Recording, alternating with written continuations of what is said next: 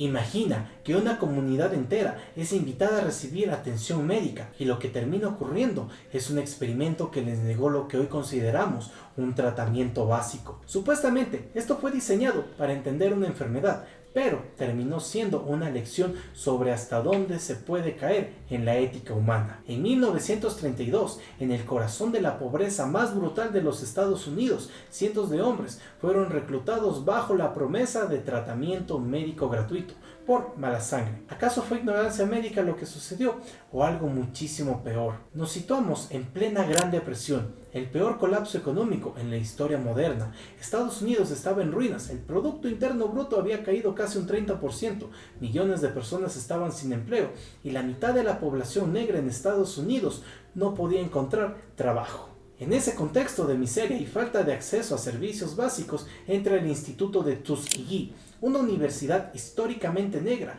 fundada para ofrecer educación y oportunidades tras la esclavitud. Era uno de los pocos puntos donde la población negra podía recibir algo parecido a atención médica o educación. Fue precisamente este instituto el que colaboró con el Servicio de Salud Pública de Estados Unidos en 1932. Querían reclutar a hombres pobres de Alabama, bajo la promesa de tratamiento médico gratuito. El intento oficial era observar cómo evolucionaba la sífilis sin tratamiento. En ese entonces no existía una cura completamente efectiva y aún se usaban métodos peligrosos para tratarla. En ese clima de desesperación, la idea de atención médica gratuita, transporte, comida caliente y seguro de sepultura no era vista como un simple beneficio. Era prácticamente la única forma de asistencia real que muchos hombres pobres tenían a su alcance. El experimento iba a durar 6 meses, no décadas, pero la historia dio un giro cuando llegó la Segunda Guerra Mundial, porque muchos de esos hombres fueron reclutados para el servicio militar. La idea del experimento no fue un accidente, ni nació de algún loco aislado. Fue propuesta oficialmente dentro del gobierno federal de los Estados Unidos en 1931. El cirujano general Hugh Cumming del Servicio de Salud Pública aprobó el estudio para observar lo que ocurría con la sífilis sin tratamiento en hombres negros estadounidenses del sur profundo del país. Cumming era el jefe sanitario más alto del gobierno en ese momento, con una carrera apoyada en lo que hoy vemos como ciencia eugenésica y control de enfermedades de transmisión sexual. La prueba comenzó formalmente al año siguiente, con el experimento bautizado como el Estudio de Tuskegee sobre la sífilis no tratada en varones negros. El objetivo oficial fue simple, al menos desde el punto de vista científico de la época. Para llevarlo a cabo, se recurrió a instituciones claves. El Instituto de Tuskegee, el presidente de la institución, el Dr. Robert Russell Motton, avaló el estudio, facilitó personal y recursos institucionales para colaborar con los investigadores. El primer acercamiento a la comunidad fue, desde el principio, una mezcla peligrosa de engaño y necesidad. Los hombres reclutados eran principalmente analfabetos, pobres y con recursos sanitarios casi inexistentes. Ellos no fueron informados de que la investigación trataba sobre sífilis. En lugar de eso, se les dijo que estaban siendo tratados por mala sangre, una expresión local que agrupaba síntomas como anemia, fatiga y veneria. Para asegurarse de la participación, se les ofrecieron incentivos básicos que tenían un valor enorme en ese contexto, como exámenes médicos gratuitos, comida en cada visita, transporte a la clínica y hasta seguro de funerales. Ninguno sabía que en realidad no iba a recibir tratamiento para la sífilis, solo verían cómo evolucionaba. Así, lo que parecía una propuesta de estudio biológico aprobada por altos cargos del sistema de salud pública, con aval institucional y un manto de ayuda médica gratuita, en verdad era algo más oscuro y aterrador que nos deja una pregunta: ¿por qué este experimento se siguió alargando tanto tiempo sin control? Cuando los varones llegaron a la clínica en Macon County, no estaban siendo tratados de verdad. Lo que recibieron en realidad fueron placebos, tónicos y aspirinas. Se les hacían exámenes médicos y pruebas diagnósticas, pero sin ofrecerles una cura en realidad. Parte de ese ritual era las punciones lumbares, donde se les insertaba una aguja en la columna vertebral para analizar el estado del sistema nervioso central.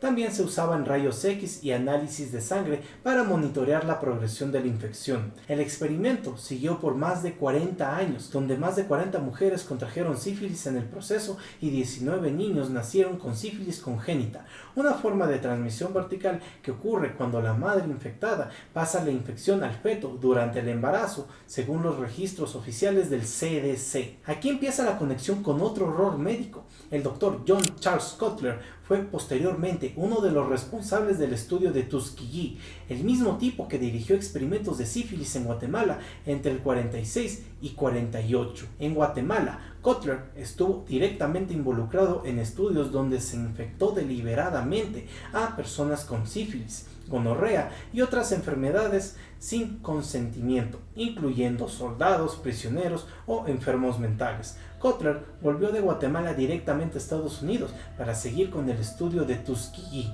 Él se unió al grupo de médicos para observar la progresión natural de la enfermedad sin ofrecer tratamiento. En entrevistas posteriores, Cutler justificó que haberlos curado habría interferido con la ciencia. La penicilina, el antibiótico que hoy es sinónimo de cura para la sífilis, se convirtió en tratamiento estándar en Estados Unidos a mediados de los años 40. Normalmente esto habría acabado con cualquier experimento sobre sífilis no tratada, pero en Tuskegee, los investigadores deliberadamente evitaron que los sujetos recibieran penicilina o cualquier terapia efectiva, incluso cuando estos tratamientos estaban disponibles gratuitamente en las campañas de salud pública para la erradicación de enfermedades venéreas. Los hombres fueron excluidos de esos programas porque los médicos querían que siguieran sin tratamiento para observar qué pasaba hasta su muerte. La investigación no fue detenida por falta de ciencia, sino por decisión consciente de no usar el hallazgo médico más importante del siglo XX. Por ejemplo, en plena Segunda Guerra Mundial, muchos hombres que estaban registrados en el experimento de Tuskegee fueron llamados a los chequeos médicos del enlistamiento militar. Allí, bajo los protocolos militares de reclutamiento, se les hacía un examen físico estándar, incluida la detección de sífilis. Cuando los médicos del ejército confirmaban que tenían la enfermedad, no se les inyectaba la penicilina por orden directa, ni se les ofrecía tratamiento como a otros reclutas. Más bien, se les devolvía a Tuskegee con la misma mentira de no estar calificados para el servicio. Esto fue una pista clave que algo más oscuro se estaba cocinando. Era una señal clara de que el experimento no era simplemente un error científico o un malentendido médico. Era un sistema que funcionaba en contra del bienestar de estos hombres, incluso cuando la solución médica estaba al alcance de la mano. La historia permaneció oculta al público general durante 40 años. Nadie levantó alarma en los círculos técnicos.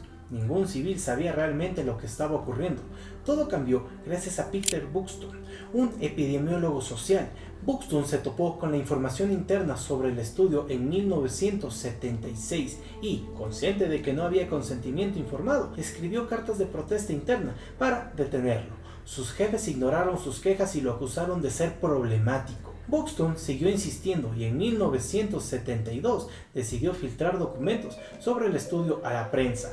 La investigación la tomó Jim Heller, periodista del Associated Press, y la publicó el 25 de julio de ese mismo año. Primero lo hizo en Washington Star y luego en el New York Times. Se clasificó este suceso como el más largo experimento no terapéutico sobre seres humanos en la historia de la medicina. La reacción fue instantánea. Indignación pública, audiencias en el Congreso de Estados Unidos y un escándalo que no podía ocultarse más. En el 73 se estableció el programa de beneficios de salud de Tuskegee para ofrecer atención médica a los sobrevivientes. En el 74 la Asociación Nacional para el Avance de las Personas Negras Estadounidenses presentó una demanda colectiva que se saldó con $10 millones en compensación y atención médica gratuita para todos los sobrevivientes y sus familias. En el 97, Bill Clinton pidió disculpas formalmente en la Casa Blanca, reconociendo el daño profundo que causó el experimento y la pérdida de confianza en la medicina.